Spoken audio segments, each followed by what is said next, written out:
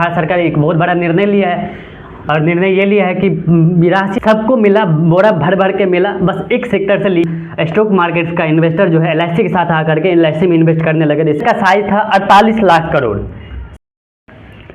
नमस्कार साथियों, कैसे आप लोग? आशा करते हैं अच्छे होंगे और स्वस्थ होंगे।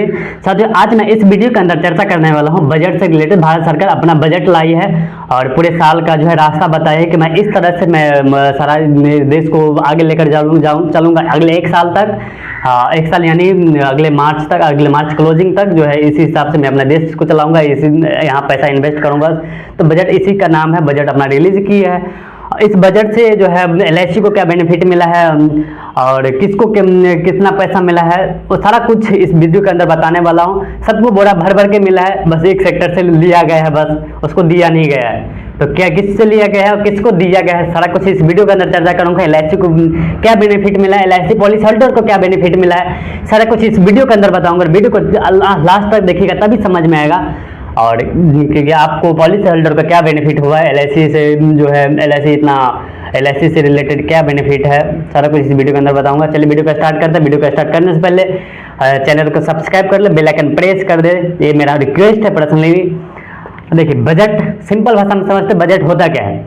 बजट होता है जो जितना पैसा कमाए उसको सही जगह इन्वेस्ट करे। एक रास्ता तय करते हैं कि इतना पैसा मैं कमाया हूँ और इस साल मैं इस महीने में इस हिसाब से चलूंगा, इतना पैसा वहाँ लगाऊंगा, यदि 2% यहाँ लगाऊंगा, 5% वहाँ खर्च करूंगा। इसी हिसाब से बजट अपना रिलीज करते हैं सरकार। जैसे हमारे बड़े बुजुर्गों पहले जो है होता था, अभी भी होता है, बहुत लोग करते हैं, वो जो कि उसका संख्या अभी कम हो गया है और जो कि हमारे लिए सही नहीं है, हमारे देश के लिए सही नहीं है। वो आदत हम सभी को होना चाहिए।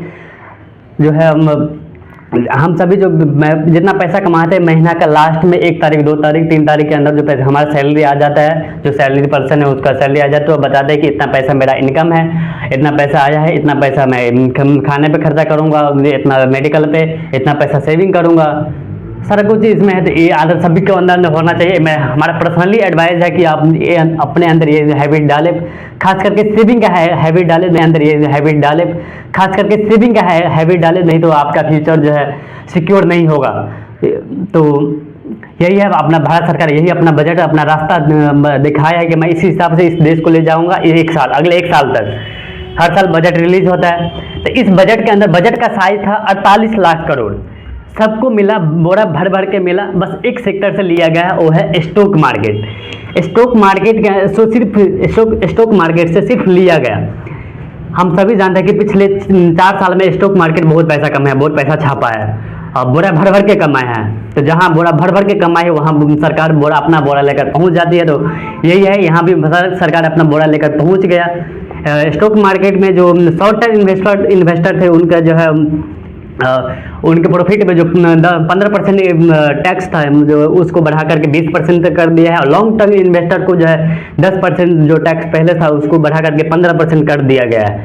यानी अपने प्रॉफिट में जो है 15% का जो लॉन्ग टर्म में जो है टैक्स बढ़ा दिया। इससे एलआईसी को बेनिफिट ये मिला है कि एलआईसी टैक्स फ्री मैच्योरिटी देती है। जितना भी पैसा आप इन्वेस्ट किए हैं ना, तो उस पर ज़रा जीएसटी लगता है, जीएसटी 2% 2.5% लगता है, जीएसटी लगता है। मैच्योरिटी टैक्स फ्री मिलता है, यानी 2 करोड़ हो, 10 करोड़, जितना भी मैच्योरिटी अमाउंट है सारा टैक्स फ्री मिलता है। इससे जो है स्टॉक मार्केट का इन्वेस्टर जो है एलआईसी के साथ आकर के एलआईसी में इन्वेस्ट करने लगे, जिससे एलआईसी को बेनिफिट मिला और साथ में सरकार को भी बेनिफिट मिला। सरकार को बेनिफिट ये मिला कि एलआईसी, आप सभी जानते हैं एलआईसी सरकारी संस्थान है, तो सरकार के पास पैसा ही गया, तो सरकार को भी बेनिफिट मिला, सरकार को प्रॉफिट मिला।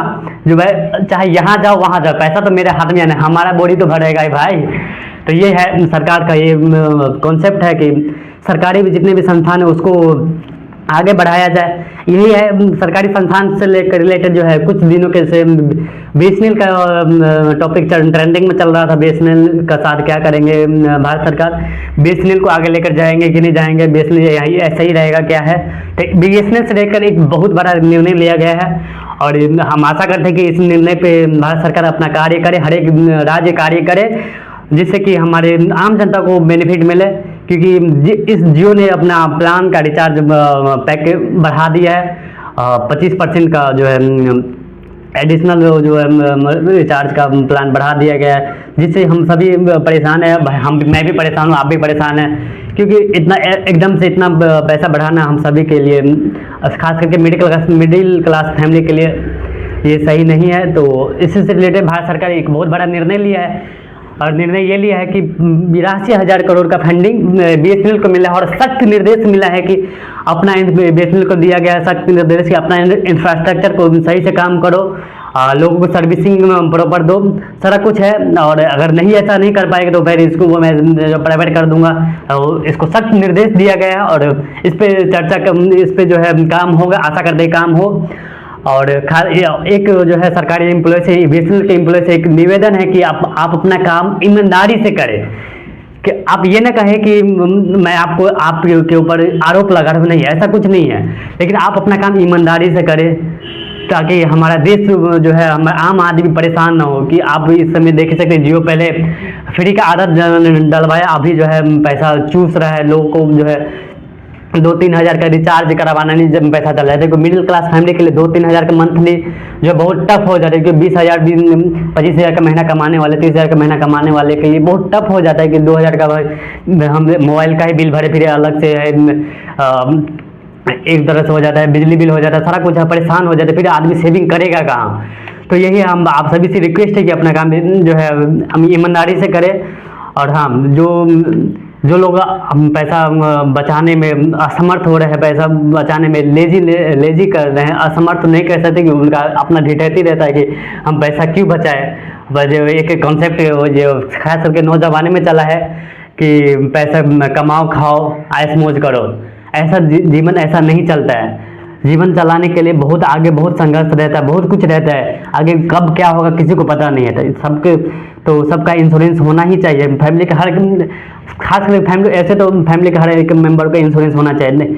अगर उतना नहीं कर पा रहे तो खास कर जो सबसे मेन है, जो कम से कम अर्निंग मेंबर का इंश्योरेंस तो होना ही चाहिए, तभी आपका फैमिली सिक्योर है, आप सिक्योर है, आपके फ्यूचर सिक्योर है। तो चलिए, आज तक के लिए आज इतना ही। और LIC को बेनिफिट मिला है, तो हम भी खुश हैं, इसके लिए आप सभी को खुश होना चाहिए। पॉलिसी होल्डर को इसका बहुत ज़्यादा बेनिफिट मिला है। पॉलिसी होल्डर को बेनिफिट इसलिए मिला है क्योंकि जितना भी अगर LIC के साथ जितना भी इन्वेस्टर है, LIC ग्रो करेगा, और फिर इससे है पॉलिसी होल्डर को अच्छा रिटर्न मिलेगा, अच्छा क्लेम मिलेगा, क्लेम रेशियो बढ़ जाएगा। तो यही है। चलिए, जय हिंद, जय भारत, राधे राधे।